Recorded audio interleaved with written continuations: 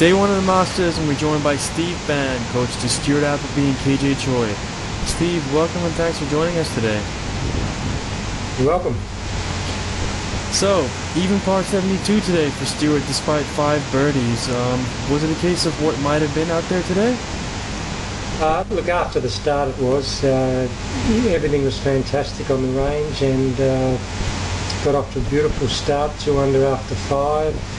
Hit a nice 7-iron into number 6, probably about 30 feet behind the stick.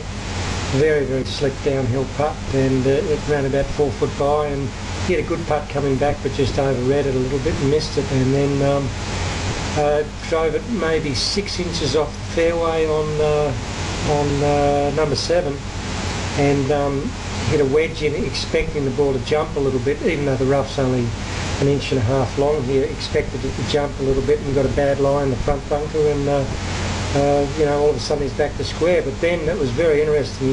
I think he's going to lead the bounce back and the give back statty. I think he went birdie bogey, birdie bogey, birdie on the from the 11th hole through to the 15th hole. So 5 birdies is good. 5 birdies is good. He's playing well. He practiced for about an hour and a half afterwards, just doing the same stuff that we've been doing. But it was a day of good scoring, so tomorrow he's going to have to go out there and post a few under.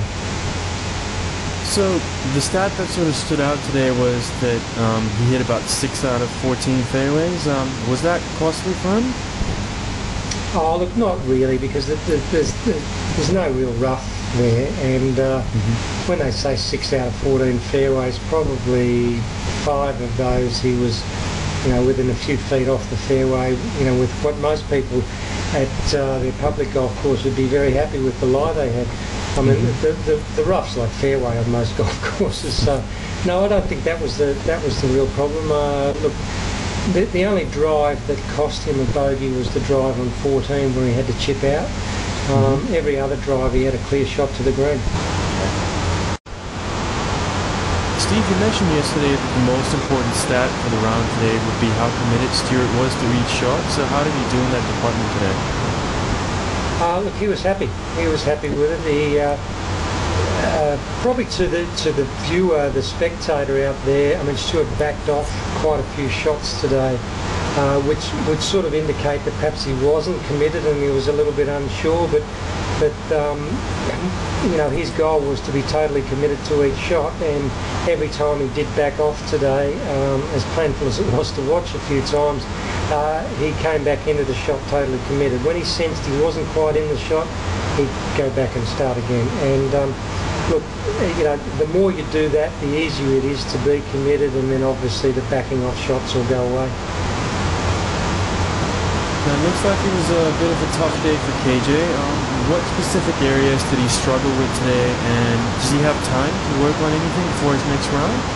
Oh, look, I mean, KJ in practice has driven the ball absolutely dead straight. He's not missed a fairway in practice, and the first 3 days were really tough. On the range, he's just striping it shot after shot, and he gets up and he hits a bit of a hook on the first, he hit a hook on 5, he hit a hook on 7, he hit a hook on 9, and I have got no idea where that came from. It just, it had to be got a little bit out of rhythm, and was just maybe trying to force things a bit.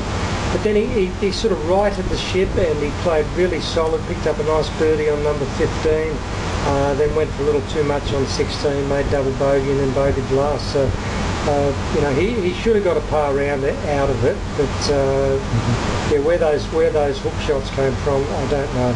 He's playing with 2 of the longest hitters, well, the longest hitter on tour in the Spanish player Quiros, and then Kenny Perry hits it a mile as well. So I think he's too experienced to be trying to keep up with those guys, but for whatever reason he got out a bit of rhythm with his driver.